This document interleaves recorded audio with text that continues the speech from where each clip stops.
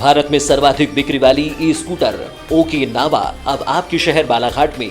New Okinawa I praise plus intelligent scooter, the one for all scooter 2 से 3 घंटे में full charge 160 kilometre की range पर उपलब्ध। साथ में भारत सरकार की फेम 2 स्कीम के तहत 49,500 की subsidy. Okinawa praise pro electrifying India की फर्स्ट स्वेग स्कूटर 2 से 3 घंटे में फुल चार्ज 110 किलोमीटर की रेंज में उपलब्ध। भारत सरकार की फेम 2 स्कीम के तहत 28,500 रुपये की सब्सिडी। आज ही संपर्क करें सुनील ई बाइक मोटर FCI गोदाम के सामने, Gondia road, Kosmi, Balaghat. Sai motor girls school के सामने, लाजी में संपर्क करें 9329075209। प्रकृति ई बाइक बैहर में संपर्क करें 9754096514। अंकु ई बाइक उत्कृष्ट विद्यालय के सामने, कटंगी। Mobile number 7000429620 7999685886।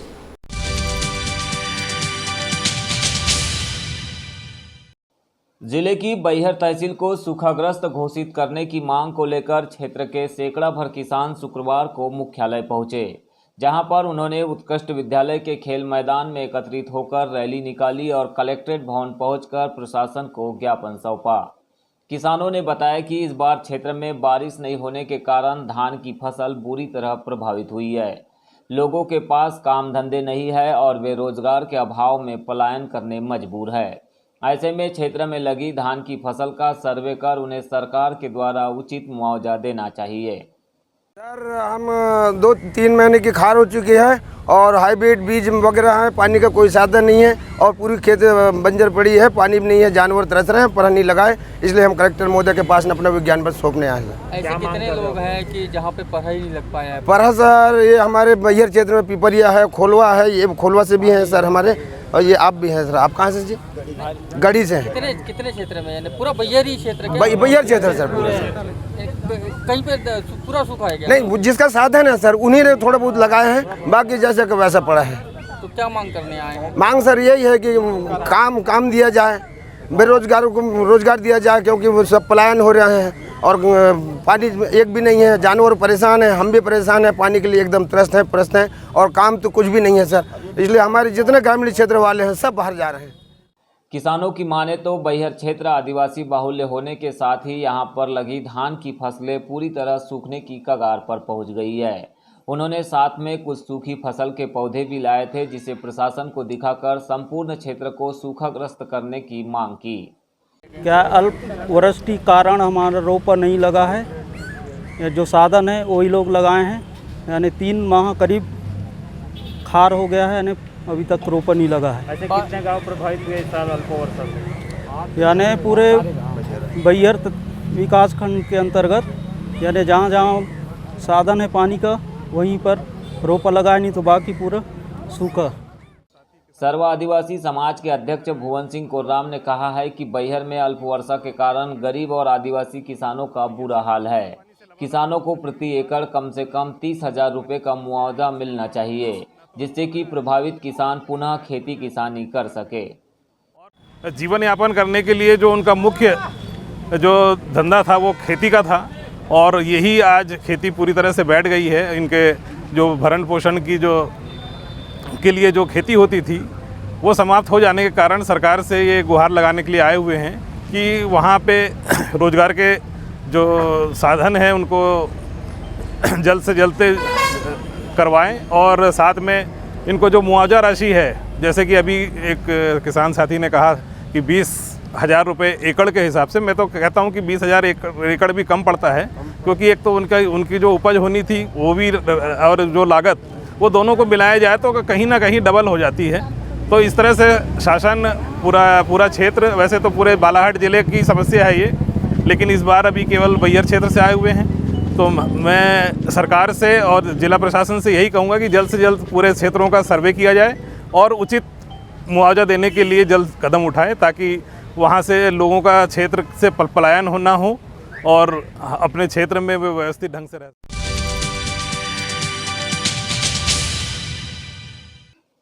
कोसमी स्थित एक इंजीनियरिंग वर्कशॉप में युवक की हत्या के मामले में आरोपी को पुलिस ने गिरफ्तार कर लिया है। सीसीटीवी फुटेज के आधार पर आरोपी के द्वारा लोहे की राड से हमला किए जाने से देवगांव निवासी दुर्गेश परते की मौत हो गई थी। गौरतलब है कि 3 सितंबर को कोसमी में एक वर्कशॉप के भीतर दुर्गेश परते गंभीर अवस्था में दिखाई दिया था, जहां वर्कशॉप के संचालक ने उसे तत्काल जिला अस्पताल पहुंचाया, लेकिन उसकी मौत हो गई। बताया जा रहा है कि इसी वर्कशॉप में कोसमी निवासी गिरधारी पालीवाल 29 वर्ष भी काम कर रहा था, जिसकी मंगेतर देवगांव निवासी है। मृतक युवक उससे बातचीत करता था, जिसके संबंध में युवती ने गिरधारी पालीवाल को जानकारी दी थी। इसी को लेकर दुर्गेश परते और गिरधारी के बीच विवाद हो गया। इस दौरान गिरधारी ने लोहे की राड से हमला कर दिया, जिससे उसकी उपचार के दौरान मौत हो गई। नवेगांव पुलिस ने इस प्रकरण में सीसीटीवी फुटेज के आधार पर आरोपी को गिरफ्तार कर लिया है, जिसे आज संभवतः न्यायालय में पेश किया जाएगा। ये थाना ग्रामीण के कोसमी की घटना है।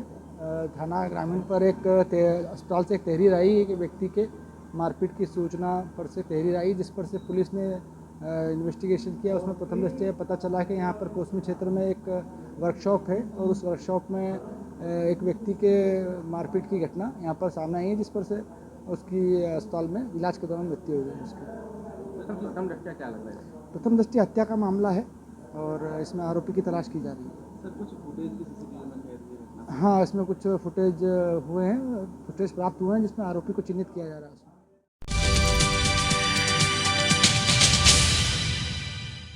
बालाघाट नगरीय क्षेत्र में जब से ब्रॉडगेज लाइनों का संचालन जबलपुर रूट पर शुरू हुआ है, तब से ही यहाँ पर बैहर और सरेखा फाटक पर लगातार या जो आवाजाही है प्रभावित हो रही है। खासकर रेलवे ओवर ब्रिज का अभाव यहाँ पर नागरिकों के लिए नागवार गुजर रहा है।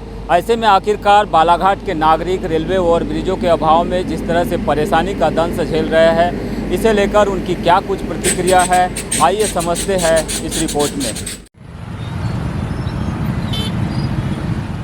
बताएंगे बालाघाट में रेलवे ओवर ब्रिज का नहीं होना, किस तरह की परेशानियों का सामना आप लोगों को होता है, क्योंकि आप आवाजाही करते होंगे यात्रियों को लेकर।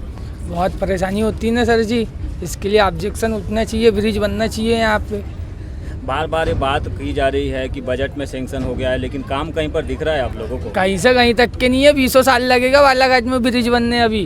अच्छा, आपको कैसे मालूम 20 साल लगेंगे? देख के प्रशासन का रवैया देख के सबको पता है यहाँ पे कैसा क्या कार्य हो रहा है। क्या नाम आपका? दानिश।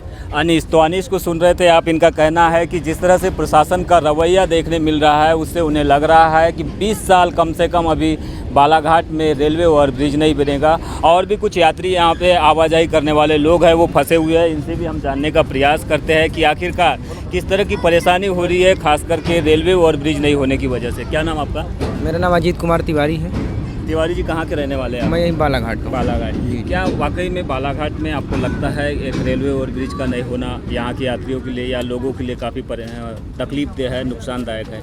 क्या लगता है आपको? ओवर ब्रिज होना चाहिए और शासन द्वारा भी इसको ओवर ब्रिज को बनाने का कार्य भी मतलब कर दिया गया है, ऐसा पेपरों में छपा था अभी। लेकिन पेपरों में छपा था, लेकिन अभी मुख्यमंत्री जी आए थे, लेकिन उन्होंने मंच से कोई घोषणा नहीं किया या बजट की स्वीकृति की अभी बात सामने नहीं आई। बजट स्वीकृत हो चुका है शायद, बजट सीजन में ऐसा पेपर में छपा हुआ था, लेकिन इसका भूमि पूजन नहीं हुआ अभी तक। क्या लगता है? संभावना है? उम्मीद नहीं बनेगा तो है, ये तो पूरी संभावना है बनेगा। लेकिन यात्री बहुत परेशान हो रहे हैं, लोग परेशानी कैसी परेशानी हो रही है? आवागमन की बहुत ज़्यादा, पिछले 20 मिनट से खड़े हैं अपन यहाँ पर। अच्छा, चलिए ठीक है। आपका?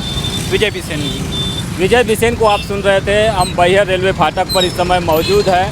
ज़्यादातर लोगों का ये मानना है कि बालाघाट में खासकर बैहर रेलवे फाटक और सरेखा रेलवे फाटक पर आवाजाही के लिहाज से ओवर ब्रिज का निर्माण नहीं होना काफ़ी तकलीफदेह है। लोग आज भी इस उम्मीद में है कि जल्द से जल्द ब्रिज का निर्माण हो और उन्हें सहूलियत मिल सके। आपको बता दें कि बालाघाट से बैहर मार्ग हो या फिर बालाघाट से गोंदिया मार्ग, यहाँ पर रेलवे ओवर ब्रिज के अभाव में ट्रेनों के आवागमन के दौरान फाटक के दोनों ओर वाहनों की लंबी कतारें लग जाती है।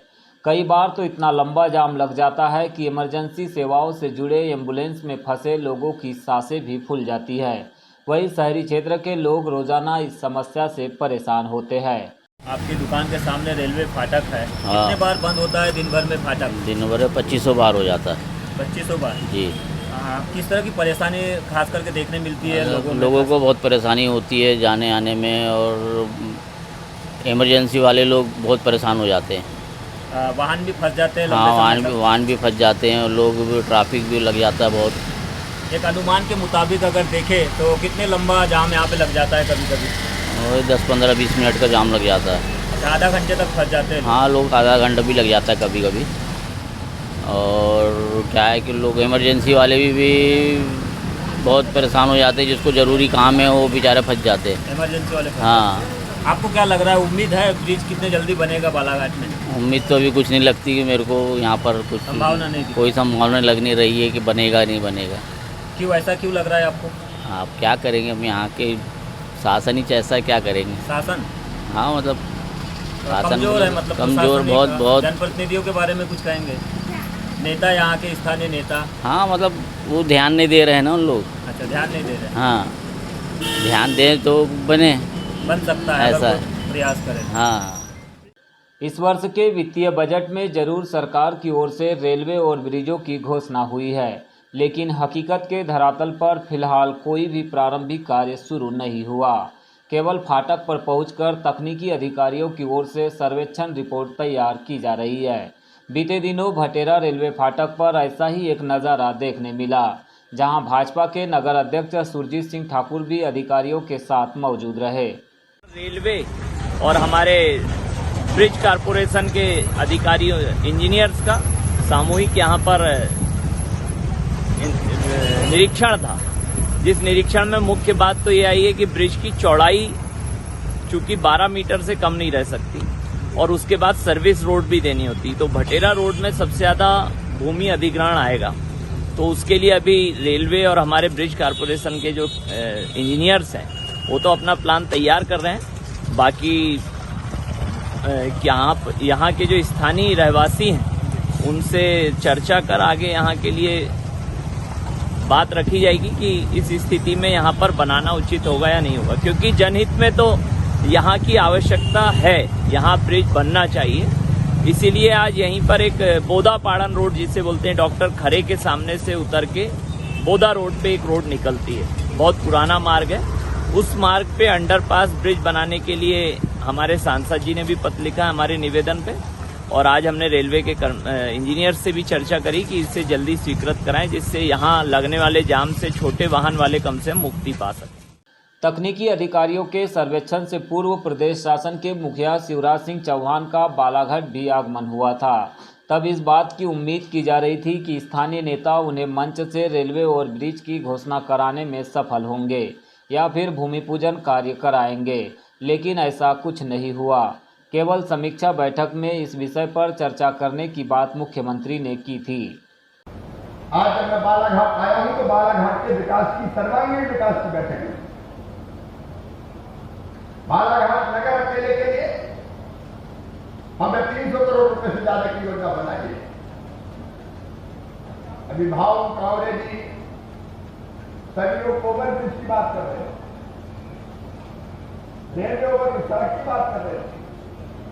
आज इसके बाद हम लोग बैठेंगे और बालाघाट को विकास की दृष्टि से हम कहां तक ले जाएंगे, इसकी पूरी रूपरेखा बनाएंगे, उसका प्रेजेंटेशन तैयार है। इधर इस मामले पर बालाघाट विधानसभा क्षेत्र से निर्दलीय उम्मीदवार के तौर पर किस्मत आजमा चुके युवा नेता अनुराग चतुर्मोहता ने समस्या के लिए विधायक गौरीशंकर बिसेन को जिम्मेदार बताया। उनका कहना है कि जब ब्रॉडगेज कार्य पूर्ण होने की कगार पर था तब से ही ओवरब्रिज के लिए प्रयास किए जाने थे, लेकिन मंत्री रहते हुए बिसेन द्वारा ऐसा नहीं किया जाना यह जनता के साथ किए गए चुनावी वादे का एक और जुमला है। बालाघाट को आज इस पंगु अवस्था में पहुंचाने के लिए सबसे बड़े दोषी मैं गौरीशंकर बिसेन को मानता हूं, क्योंकि वो स्थानीय विधायक हैं, मंत्री रहे हैं, प्रदेश के कद्दावर नेता होने का दम भरते हैं और साथ ही साथ बालाघाट के सांसद रहे। कहने का तात्पर्य ये है कि चाहे रेलवे फ्लाईओवर का मामला हो, फ्लाईओवर का मामला लगभग 4 बार 2013 से पहले से फ्लाईओवर का मामला चला आ रहा है। फ्लाईओवर का सेंक्शन का मामला एक बार प्रदेश सरकार ने केंद्र सरकार से 4 बार बजट आने के बाद में भी प्रदेश सरकार का 50% उसमें भागीदारी है।